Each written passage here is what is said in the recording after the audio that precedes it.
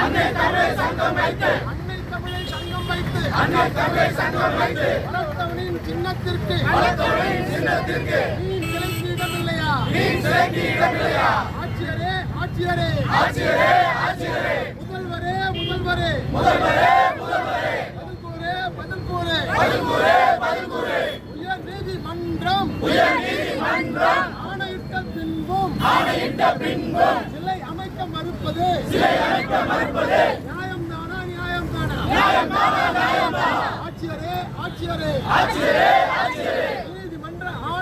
நீதிமன்ற ஆணையை அவமதிக்கும் ஆட்சியரே பதவி விலகு. நீ சிலையை நிறுவ மறுத்தார்.